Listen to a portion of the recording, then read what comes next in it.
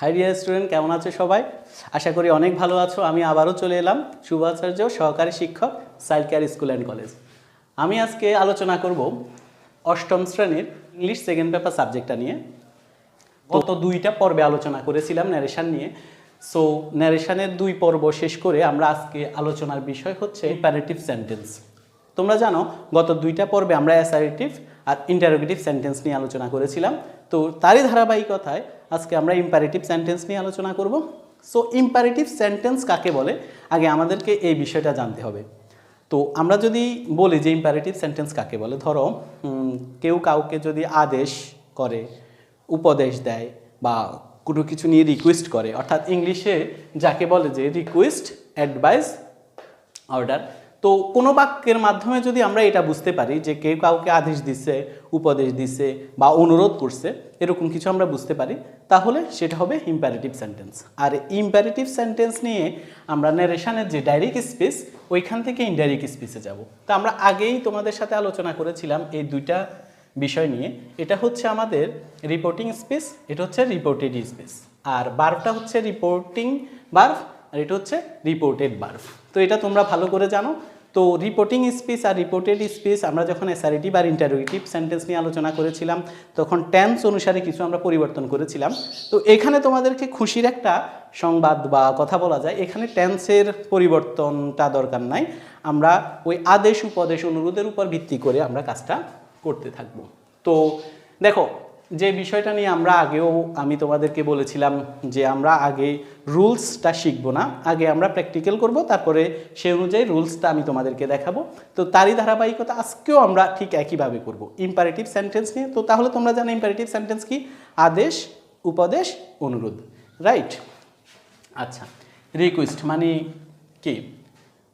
অনুরোধ করা, অ্যাডভাইস উপদেশ দেওয়া, অর্ডার আদেশ দেওয়া। তো আমরা এই যে এখানে 5টা সেন্টেন্স আমি তোমাদের জন্য লিখে রেখেছি, এই 5টা সেন্টেন্সের উপর ভিত্তি করে আমি এখানে তোমাদের যে আজকে ন্যারেশন ইন ইম্পারেটিভ সেন্টেন্স যে ডাইরেক্ট স্পিচ থেকে ইনডাইরেক্ট স্পিচে নিতে হয়, সেটা আমি আজকে তোমাদেরকে এখানে দেখাবো। তো আশা করি সবাই মনোযোগ দিয়ে দেখবে। আচ্ছা, তাহলে এখানে কি লেখা আছে দেখো, হি সেইড টু মি, সে আমাকে বলল, please give me a glass of water, দয়া করে আমাকে এক গ্লাস পানি দাও। তাহলে এটা কি?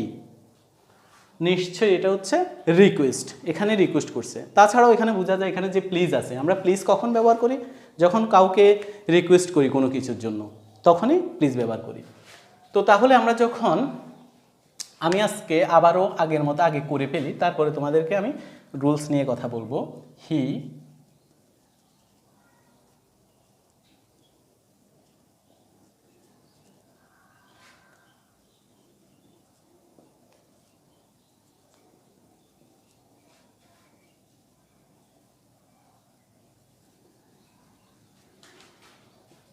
Of water. আচ্ছা, তাহলে দেখো এখানে ছিল হি সেইড টু মি, এটা হচ্ছে রিপোর্টিং স্পিচ, আর রিপোর্টেড স্পিচ হচ্ছে please give me a glass of water. আমি কি করছি? হি requested me to give him a glass of water. তাহলে দেখো এখানে আমি সেইড টু এর পরিবর্তে বসাইছি রিকোয়েস্টেড। কেন? এখানে অনুরোধ করছে এর জন্য।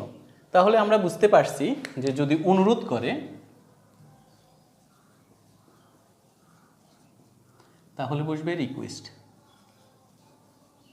ওকে, আচ্ছা, তাহলে অনুরোধ করলে রিকোয়েস্ট, আর যদি এগুলোও লিখে ফেলি আমি উপদেশ, উপদেশ যদি বুঝায় তাহলে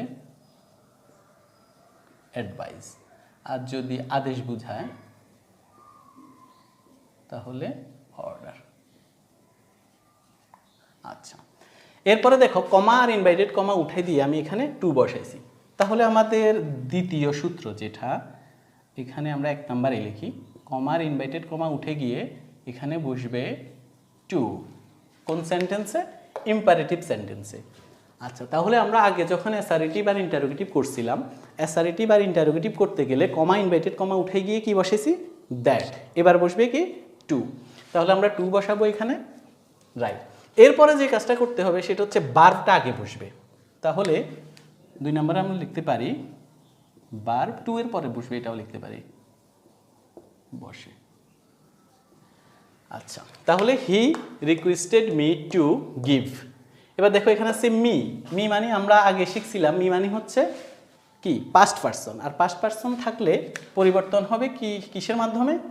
রিপোর্টিং স্পিচের সাবজেক্টের মাধ্যমে। তাহলে এখানে আছে হি, হি এর অবজেক্টিভ ফর্ম হচ্ছে হিম, এই জন্য এখানে হিম বসছে। তারপরে a glass of water, a glass of water হয়ে গেছে। তাহলে দেখো হয়েছে কি he requested me to give him a glass of water.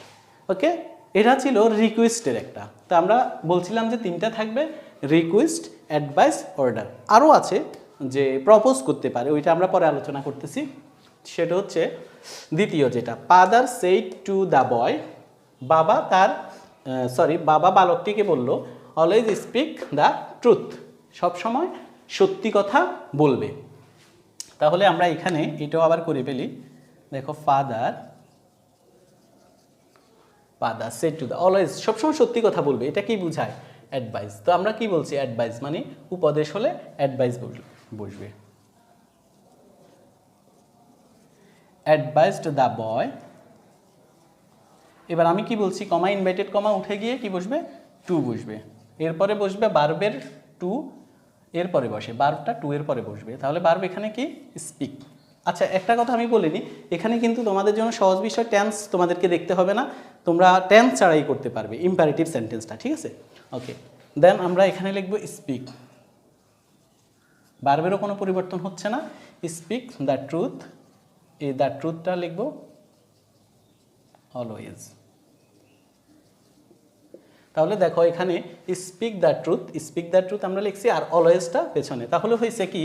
Father advised the boy to speak the truth always. Okay, good. এবার আমরা 3 নম্বরে যাব। The teacher said to the student go out of the class, অর্থাৎ শিক্ষক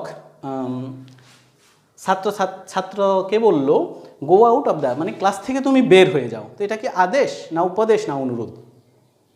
অনুরোধ তো হবে না, কারণ এখানে অনুরোধ করে নাই টিচারে, উপদেশও দেয় নাই। বের হয়ে যাও, এটা কি উপদেশ হতে পারে? পারে না। তাহলে এটা আদেশ। তাহলে টিচার যখন আদেশ দিছে তখন বসবে অর্ডার। আমরা জানি আদেশ দিলে অর্ডার বসে। তাহলে হবে দ্য টিচার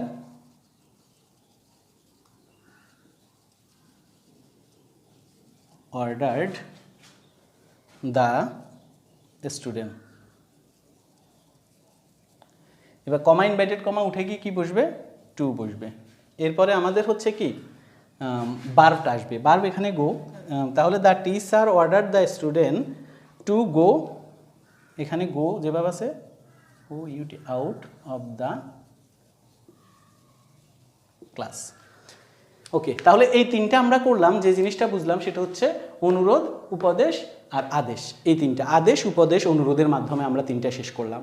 এরপরে দেখো ইম্পারেটিভ সেন্টেন্সে শুধু আদেশ, উপদেশ, অনুরোধ হবে সেটা না, আরও অনেক কিছু হতে পারে। তো এরই ধারাবাহিকতায় একটা প্রশ্ন আছে এখানে। দেখো he said to me don't do this, সে তাকে বলল এটি করো না। তাহলে এখানে কি আদেশ উপদেশ হয়? না। তাহলেও কিন্তু এটা ইম্পারেটিভ সেন্টেন্স। আদেশ উপদেশ না হলেও এটা নট যুক্ত, অর্থাৎ নেগেটিভ সেন্টেন্স। দেখো সেন্টেন্সটা নেগেটিভ, ডোন্ট ডু দিস। তখন যদি নেগেটিভ হয় 3 নম্বর, আচ্ছা আমি আগে লিখে ফেলি তারপরে তোমাদেরকে বলতেছি। হি told me that not to do that।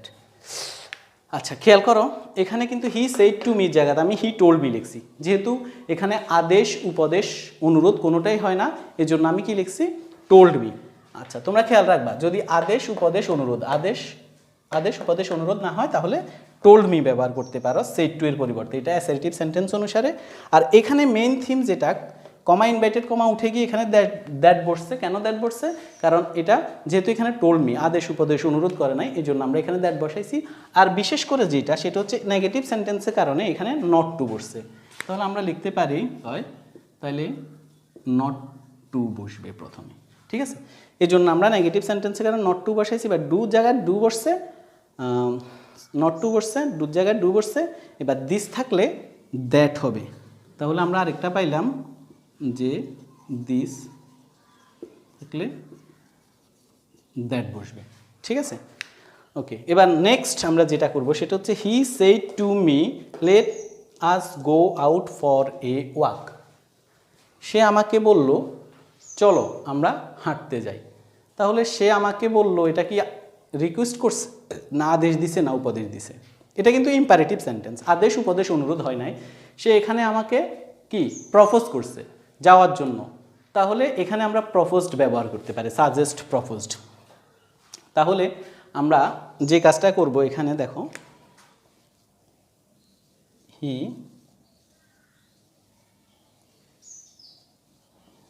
Proposed me.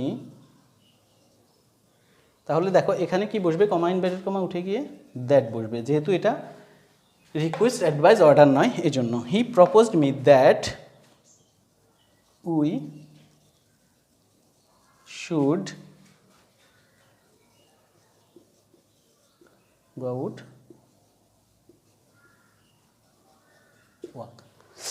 তাহলে দেখো এটা কিন্তু আমরা যে করেছি আগে যেগুলা করেছি এগুলার মতো না, এটা একটু অন্যরকম। তো এই জন্য এখানে হি সেড টুর পরিবর্তে প্রপোজ করছে। কেন? চলো আমরা ভাত খেতে যাই, চলো আমরা স্কুলে যাই, চলো আমরা এই কাজ করি, চলো আমরা সেই কাজ করি। তখন কিন্তু আদেশ উপদেশ অনুরোধ হয় না, তখন প্রপোজড ব্যবহার করতে হবে। তো প্রপোজ ব্যবহার করলে আমরা হি প্রপোজড মি, এখানে কমা ইনভার্টেড কমা দ্যাট বসাইছি। তাহলে এখানে হচ্ছে we should go out for a walk. এখন তোমরা বলবা স্যার এখানে উই শুড এটা কেন? তাহলে আমরা এই সূত্রটা এখান দিয়ে আলাদাভাবে আমরা লিখি, লেট যুক্ত বাক্য।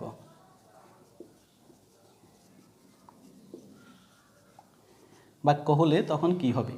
তখন প্রথমে আমরা যে সাবজেক্ট প্লাস প্রপোজড প্লাস কি হবে, এখানে কমা ইনভার্টেড কমা উঠে গিয়ে দ্যাট বসবে। আর যদি অবজেক্ট থাকে অবজেক্ট বসবে, অবজেক্ট প্লাস দ্যাট প্লাস এখানে দেখো উই বা দে বসবে, প্লাস এখানে শুড প্লাস বাকি অংশ। ওকে, খেয়াল করো এখানে দেখো আমরা প্রথমে কি বলছি, হি বসছে সেড টু, যেহেতু এটা প্রপোজড বুঝাইছে এখানে প্রপোজড বসছে, এরপরে কমা ইনভার্টেড কমা উঠে গিয়ে দ্যাট বসছে। এবার এখানে উই বসবে অথবা দে বসবে। তো আমরা উই কেন বসাইছি? আসের সাবজেক্টিভ প্রনাম হচ্ছে উই। যদি থাকতো দ্যাম তাহলে আমরা দে বসাইতাম। তাহলে আসের পরিবর্তে উই।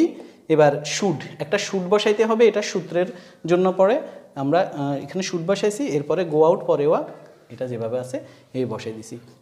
তাহলে লেট যুক্ত বাক্য যদি হয় তাহলে এটা কিন্তু এই ধারাবাহিকতায় হবে না, এটা একটু অন্য নিয়মে হবে। এই সূত্রটা তোমাদেরকে এখানে আমি লিখে দিচ্ছি, তোমরা এটা একটু খাতায় উঠাই নিবা। তো আশা করি সবাই ভালোভাবে বুঝতে পেরেছো।